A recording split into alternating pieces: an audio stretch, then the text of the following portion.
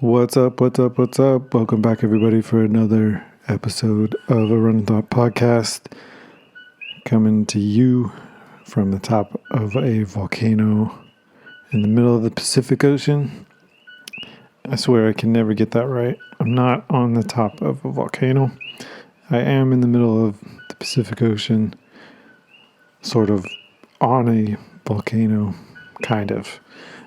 Anyways. Welcome back. It's been, I don't know, like a week or two. I'm sitting here. It's raining outside. I just finished up a little term paper, little final paper for this semester. My dog is in the background, and he's exceptionally gassy today, and he's making all kinds of little snorting noises because I guess he's tired and can't get comfortable. So if you hear something grunting, or if you smell something funky, that's probably my puppy dog. Anyways, I had a conversation with somebody yesterday, and it made me think I need to do an episode and talk about this.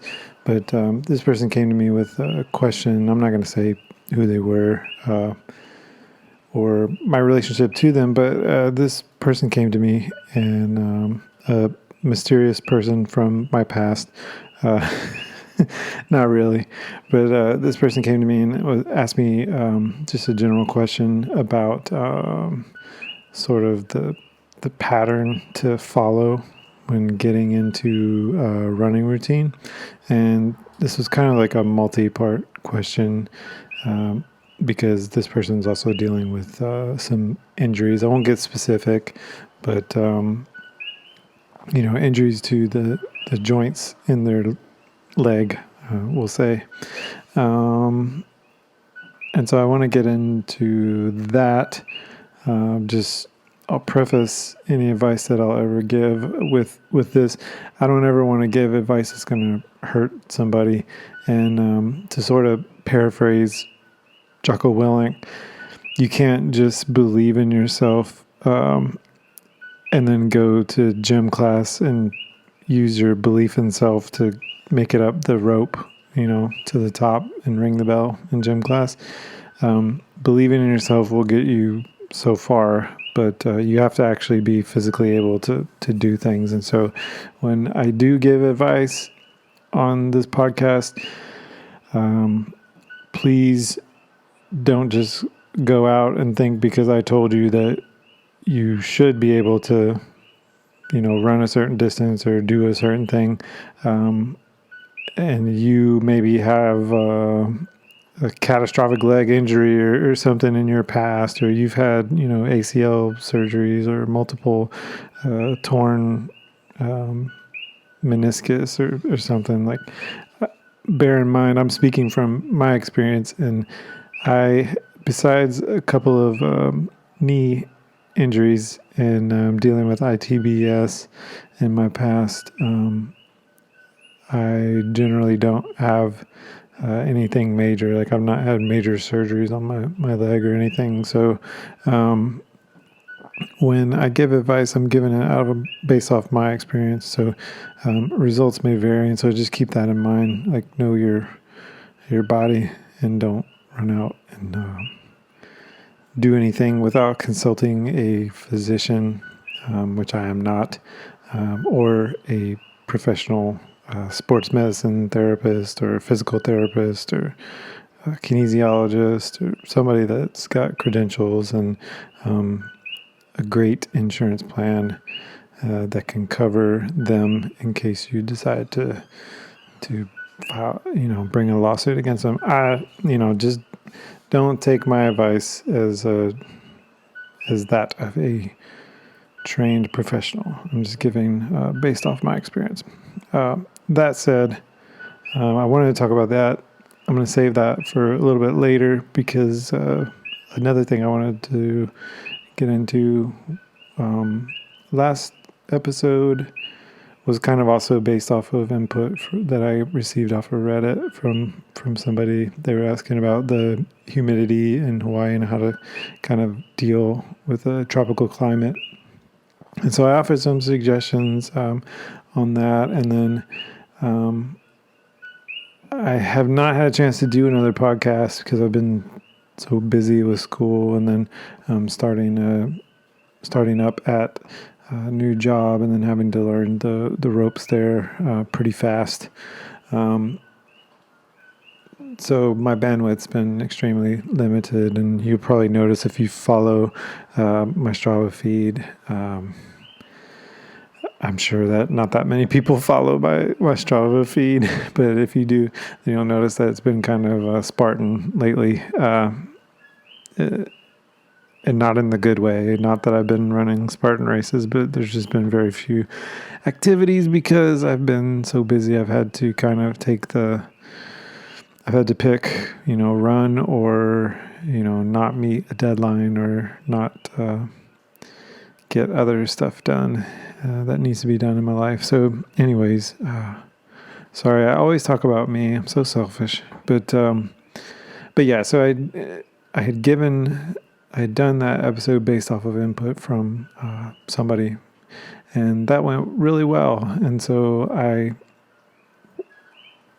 talked about running in humidity, and then immediately went out the day after I recorded that episode. I went to Volcano National Park and was running up there, and I had so much fun being back. I hadn't been for a little while because I was unemployed, and some knuckleheads broke into my truck and stole a bunch of stuff. And among those things that were stolen was my national park pass. And so those things cost $55 to replace. And I think it's like $25 just to get in the gate. And so I didn't have enough money, being honest. I didn't have the disposable income to get another park pass, and I didn't really want to burn up the gas to drive 30 minutes up there and then 30 minutes back. I love it in Volcano. I love to run up there, but when you're on a budget, it's not exactly cost effective to run back and forth up there. But now I'm happy to be back working, and I've got a little more disposable income, so I'm able to not dispose of it, but to be a good steward and use it wisely. And one of the things that I did wisely was purchase another park pass. And so I was sorry again. I made this a whole dialogue about me, but was able to get back into the national park and run up there. And one of the things that I had forgotten was how nice it is to run at what is the elevation up there? I believe it's anywhere from 2,000 to 4,000 feet. I believe. I think that's a accurate range. But you wouldn't believe how much less humid and almost, I guess you could quote unquote, colder it is up there. I think technically it's colder, but it's like Hawaii cold. So, it's in the 60s still. I think that people in Chicago or Missouri, is it Missouri that's cold? I think so. Yeah. People in Colorado may take exception to me calling 60-something degrees cold, but I digress. That's another way that I forgot about that I felt like I needed to tack on and let people know that if you are too hot running down by the seashore, you can go to the national park, and most places that you'll park your car in there, you probably won't get broken into. Probably. You may still, but you probably won't. I've had pretty good luck there. Knock on wood. but it's a relatively safe place from the perspective of there's not a lot of raging maniacs with hunting knives that are going to jump out and try to grab you there. Um, Results may vary anywhere else on the island. But by and large, you won't run into that, but there's always room for a little crazy. And hopefully one of these days I'll get somebody on the podcast who actually had I'm being dramatic. I'm intentionally over dramatizing this, or maybe under dramatizing. I don't know, but had a near death experience on one of the trails around the island. So I'll wait and let her explain that when she's able to come on the podcast, if she ever will come on the podcast. But anyways, yeah. So the Volcanoes National Park. It's nice and cool.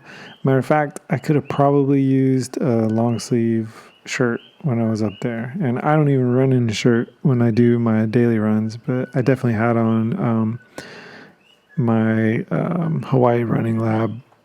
Sorry, New Balance, whatever it is. It's not microfiber. What's the word? Synthetic, whatever. Super comfortable, worn in. It used to be white. Now it is all shades of mud. It's just, yeah, it's been used. But I think I got like 4 of those shirts, and that's, my go-to. If I'm going running, I grab one of those. But yeah, so it was nice, super nice, so nice that even though I hadn't been running every single day, I had, for my weekly goal, which is kind of a pathetic weekly goal, I think I was down like 10 miles, and so I just made up the 10 miles. I had intended on doing like 6, but I went ahead and just made up the 10 miles because it felt so good to be up there running. And I turned around and went back the following weekend, I believe. And then I'm going to go again, probably this weekend. Maybe make it like a weekly thing. I used to go almost every day, but here I am talking about myself again. No one cares. But yeah, so that's another option if you're out there and you're just finding it unbearable to run at sea level because of the humidity. And then, of course, you get some elevation training too, right? It's not super duper high, but, it's higher than sea level, right? And you can get similar weather if you go over to Mauna Kea and run Mauna Road. Now, asterisk, disclaimer, if it's a hot day and there's no cloud cover, you may get fried running Mauna Road. It just really depends on the weather, but there's a good chance it'll be temperate, cool on Mauna Road. But you'll just have to check the weather and again use your discretion. All right, so that's out of the way. But yeah, if you couldn't tell, I really like the national park. I have not been back to Beach Road since ever. I don't think I've run back down there. Pretty sure I have not. Not the stretch from Hawaiian beaches down to the lava flow, except for the mushroom day where we were looking for mushrooms. That wasn't even really a run. I just hopped out of the Jeep for a minute. But yeah, I hadn't been back down there, and I probably won't go back down there for a while. And if you're listening, I don't recommend that you necessarily go down there right now.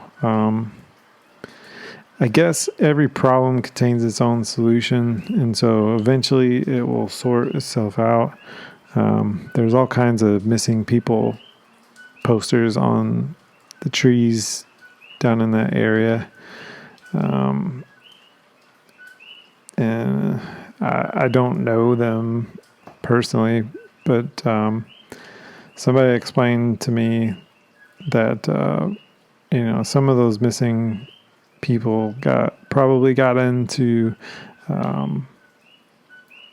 the wrong crowd, and then bad things happen. I don't have any insider knowledge or anything about anybody that's on those posters, but there's an awful lot of them. It seems like there's one that goes up every month, almost every other month, and so there's no telling what's happening. And of course, my heart goes out to the families, and when I say these things, I'm not saying it in like I'm not trying to be insensitive or whatever, but it's just a fact. Like, there's people missing, and they've got signs posted all down there. And then, the thing with my truck, you can't be scared to do things in life, but you also can't be stupid. And so when the writing's on the wall and, it seems like there's danger in a place, maybe it's a good idea just not to hang out there for a little bit. So if you're trying to run, or you're trying to go to Mermaid Ponds, or if you're trying to park your car anywhere along that road, my suggestion is don't do it. But again, you do what you need to do. There's plenty of nice people down in that area, and so I say these things with all due respect to the good citizens of Hawaiian beaches and all down Beach Road. There's just a few knuckleheads that are messing it up. So, like I say, every problem usually contains its own solution. So it'll sort itself out eventually. But yeah, so I haven't been down there, and I have been to some other haunts. We are on a big island, and it's big, but there's only so many places that I can go to run. And so I've been running along Bayfront. And one thing about Bayfront that is really, let me choose my words carefully. One thing about Bayfront that's really, it's not really shocking, but it is kind of, it's sad, I guess, in a way, tragic. But there's a lot more cars that are showing up. And I think I mentioned this on other episodes, but there's a lot more cars that are showing up. And from the looks of it, they're trying to stay there permanently. And so that makes my heart sink, because I know with the current situation, the economy being what it is, and then everything being compounded, because in Hawaii, it seems like job opportunities and income are limited even further than they would be on mainland. It's sad to know that possibly all those cars that I'm seeing are in a situation where that's where they live now, is out of those vehicles. And so that's one thing that's happening that is kind of, I'm not going to say it's bad. It is what it is. But it's tragic, and it definitely, my heart goes out to everybody that's struggling right now. But there's more and more cars that are showing up parked down by Bayfront. It seems like there's a few more kind of characters. We'll just say characters. We'll be nice about it. But they're hanging out around that area, and by all means, everybody's got the right to hang out where they want to hang out. But it seems like there's craziness going on, and I generally try to steer clear of craziness when I'm out with nothing but a pair of shoes and shorts on.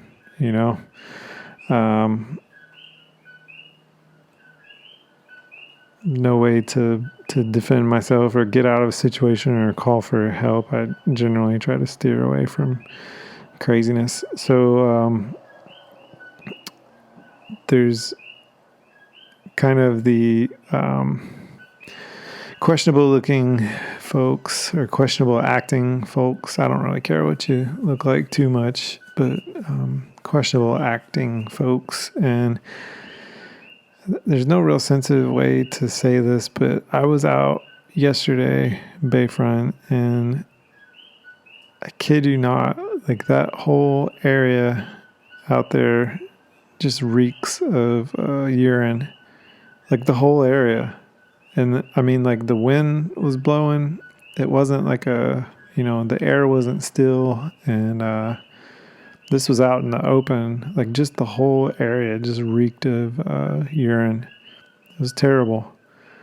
And so this isn't really an opinion podcast, but I've seen a lot of people asking around on Reddit about traveling to Hawaii for vacation. And, I try not to put my 2 cents in too much, but I have, cautioned a couple of people that posted, maybe they should wait.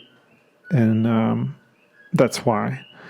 I just don't think that people coming to the Big Island, at least, are gonna have as pleasant of an experience as they would have had, a year ago, or as they maybe will have 6 to 12 months from now. Who knows? It could be totally different place, especially if the vaccines and everything are effective, but and able to get distributed in a pretty quick manner to everybody that needs them. But again, that's all conjecture, and I don't really know what's going to happen there, and I can't.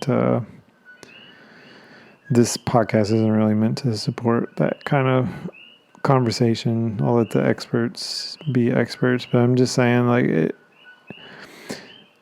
I used to go down to Bayfront and, you would get like that fishy smell, but that's to be expected. I'm okay with smelling fish and a little bit of salt in the air. And, but the whole place, like, just reeking of urine, and it just wasn't nice. And just, I don't know, maybe I'm being too discriminatory or whatever. Not trying to be. I think everybody's got a right to be there, and I know some people maybe don't have another place that they can be, and so again, I don't want to be insensitive, but that's another local haunt that I'm kind of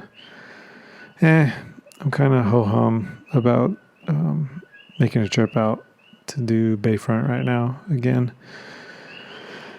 So that basically leaves Volcano, because they took away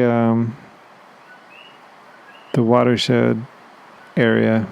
Supposedly, I heard from a friend that if you've got a hunting license, you can technically be on that property if you're in a hunt, right?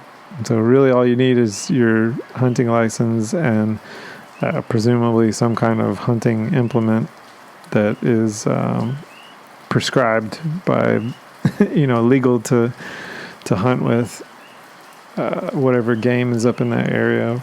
Hogs, I guess.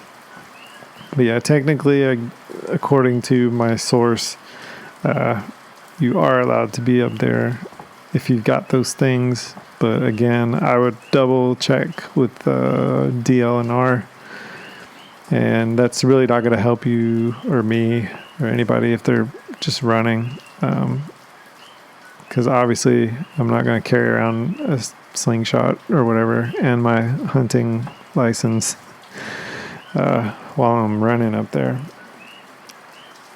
And I'm hesitant to go up there if that's what's going on. If it's like, there was hunters up there before, but I mean, if now it's locked down and people aren't really expecting to see anybody else, I don't want to be, necessarily popping up over a hill with a bunch of hunters or hunting dogs, right up the trail, and then risking whatever might happen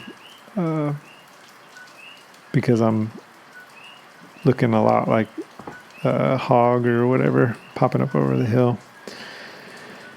Anyways, so yeah,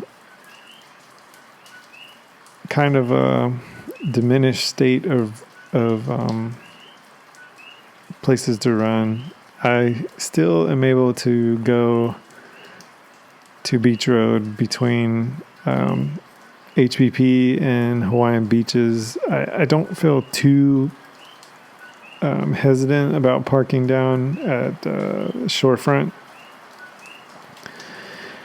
The only thing is, I think the last time that I was down there, and I mentioned it maybe on the podcast, maybe I didn't, maybe I just got mad and wrote something on Strava, but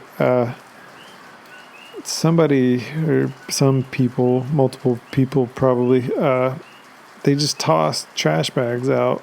And so I was looking at, 40-gallon trash bags just full of stuff about every maybe 20 feet. Somebody had tossed them out on the side of the road. I mean, this went on for a mile or two. And then there was just miscellaneous, it looked like demolition waste. And so maybe it was some contractor or something, or handyman, handy person, whatever, that just dumped all the refuse from their job out on the side of the road. So that kind of pissed me off a little bit. Don't do that. Yeah. And so that kind of ruined that. I need to join 808 cleanups. I downloaded the app. If you hadn't heard of 808 cleanups, it's an app that somebody has been nice enough to create, and it helps to organize cleanup events. And so groups will organize and go out, and my dog is he's coughing a little bit. He's an old guy, if you can hear that in the background. But yeah, so 808 cleanups, they organize clean events, and I think that it's available on all the islands. I know I've seen pictures of on Strava where people have gone out. You don't have to be a runner or anything to do this, but people have gone out and picked up stuff on Oahu, and I know that there's definitely events that people are creating on Big Island, but I need to put together some of those and go out and pick up some of that trash on my stomping grounds. But I've done that in the past with my son. We went out one time. This was down on near Hawaiian Beaches. We picked up probably, I don't know, like maybe 10 40-gallon trash bags full of just miscellaneous garbage down along Beach Road down there. And came back, I think, like a day or two later, and it was just already the places where we had picked up and dug out, trash. It was already filled back up in the span of 2 days. It's just a high traffic area, and some people just don't care. They just throw crap everywhere, which, yeah, that's all I'll say about that. But I'm done complaining. I'm sorry. I didn't mean to make this into a complain fest, but it is kind of sad that, the current state of everything, and I hope that we'll be able to move on past this phase and get some sense of normalcy. And just one more thing, and I'll stop complaining. But I'll get to some good or some useful advice. But can we quit already with the Christmas advertisements? I mean, who are the ad geniuses that think this is a great idea? I don't think now is the time to be, kind of throwing out all these advertisements, buy this, buy that, whatever. Like, it's been a rough year. I think a lot of people are just focused on getting through the rest of this year and hopefully moving past all of this and getting back on track and getting their lives back together. And so, I don't know, man. Like, all this consumerism and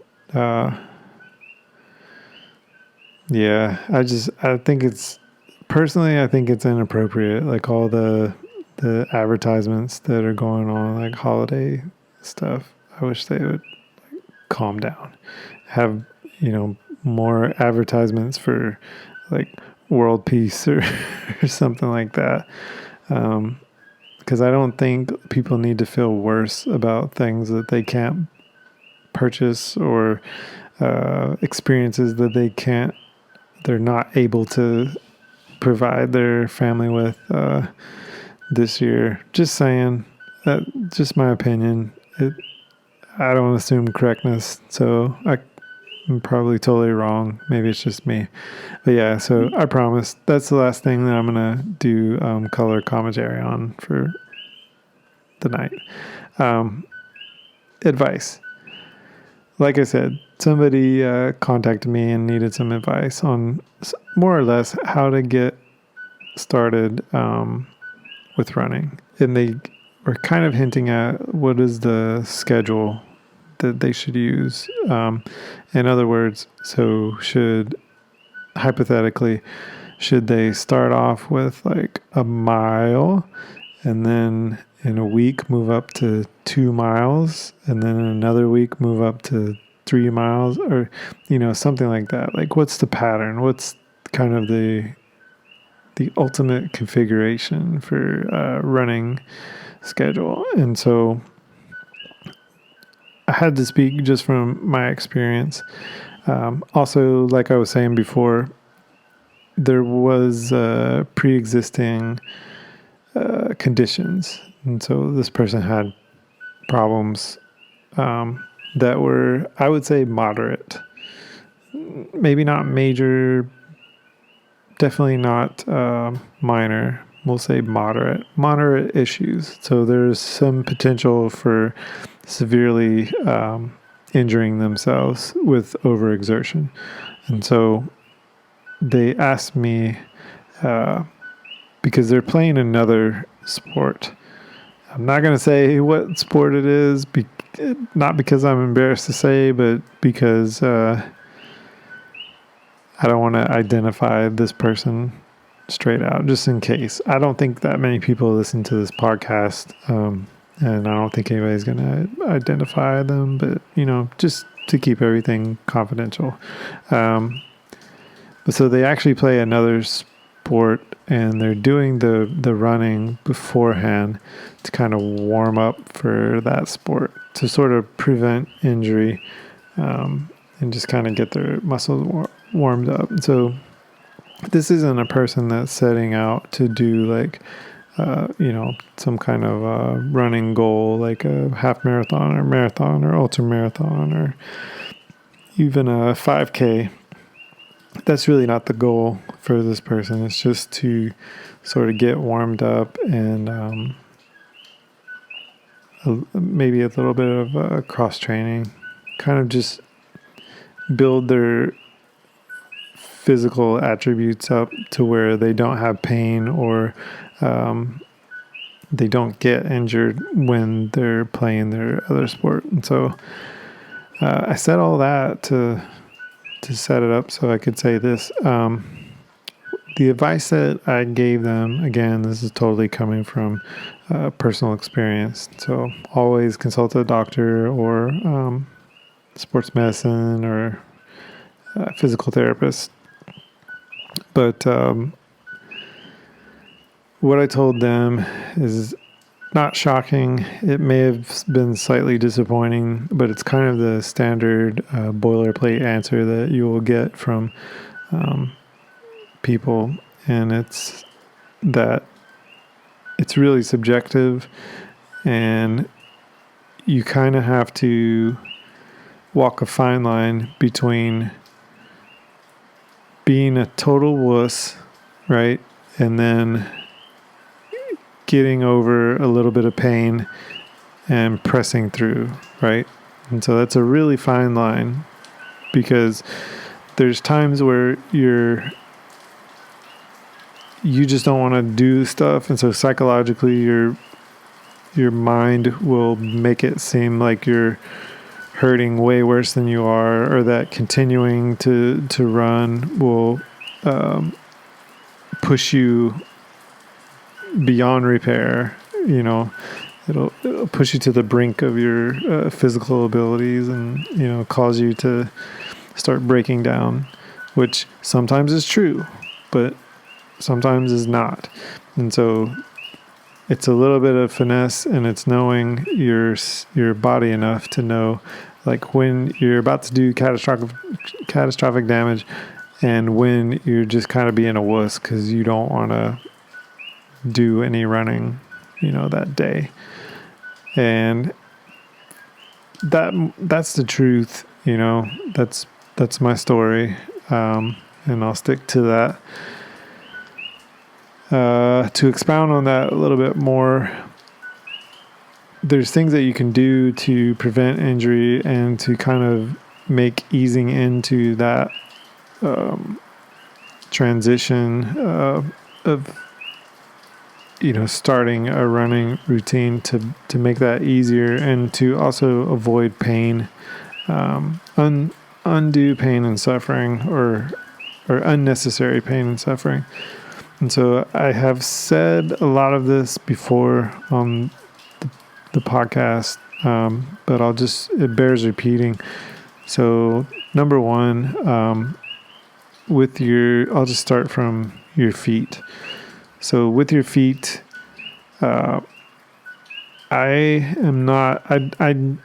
no longer give suggestions for footwear. I think that you could probably do fine without shoes at all.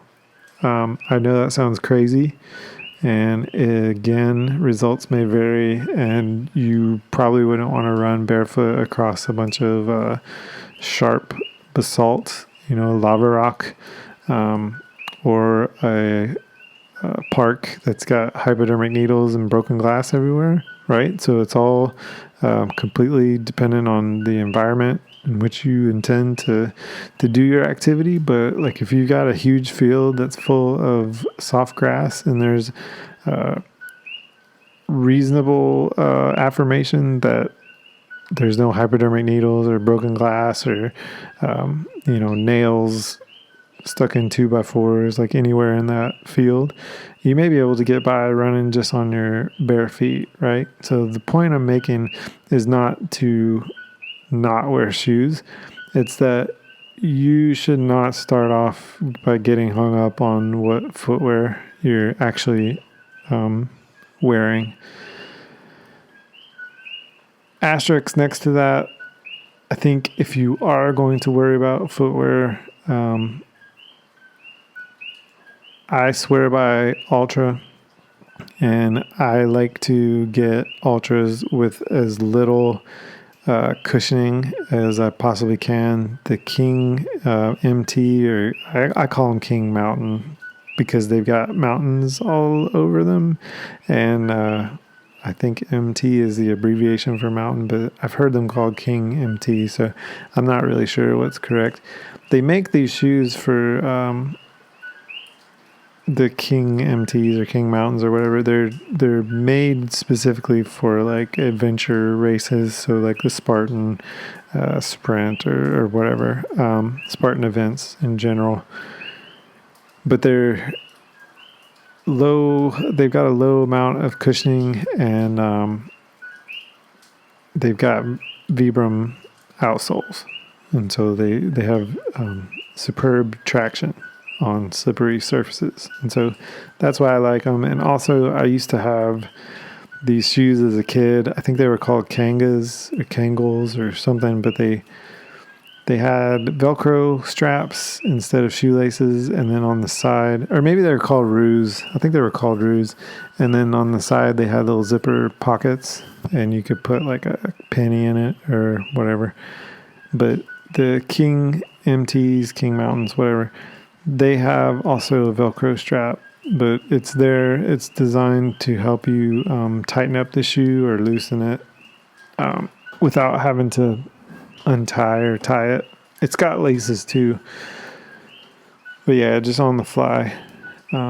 That's not why I like it. I don't really care about the functionality. I just like it because it does have one single Velcro strap, and I just think that that's gangster. So those are shoes that I like to wear because they're not heavy, and I don't really ascribe to the thought that you need a whole bunch of cushioning. Again, I also don't assume correctness, and I could be giving you horrible advice. So just, take everything I say with a grain of salt and do some research to see what works for you best. But my recommendation is those zero drop, low cushion, tough outsoles. Run on grass or some kind of loose like aggregate, and you'll be good to go. So as far as feet, physically, I think that covers those bases. So shoes, you don't need necessarily any kind of doctored up shoes where they're compensating for over pronation or under pronation. I used to believe in that stuff. I don't so much anymore. I'm kind of a pronation denier. I think that you can overcome most deficiencies in your pronation by just not wearing those corrective type shoes and then striking with your forefoot instead of your heel. This may not be true. Again, I feel like I have to put disclaimers before everything I say, but a major shoe manufacturer, I won't say who because this could be conjecture, but and it could be baseless. But my understanding is a major shoe manufacturer came up with cushioned heels, right, for their running shoes. And so they also perpetuated the myth that you should land on your heels, and that was the best running form, right? And so you put it together, they've got the super cushion heels in their shoes, and they're perpetuating a myth that you should land on your heels, and no other shoe at the time is making these super cushion heels with a proprietary mechanism, we'll say, for cushioning. And so that spread around, and so conventional wisdom became that you should strike with your heel. But think about it in terms of the physics. You've got a heel, right, which is a lot like the palm of your hand, sort of, kind of. Not really, but just go with it. And then you've got your toes, right, your tarsals and metatarsals, all those bones that are kind of segmented. You got a lot of little pieces like in your forefoot. In your heel, it's kind of the bone ends, the calcaneus, and then in the forefoot, it's a lot of little bones. So there's a lot of give in the forefoot. There's not a lot of give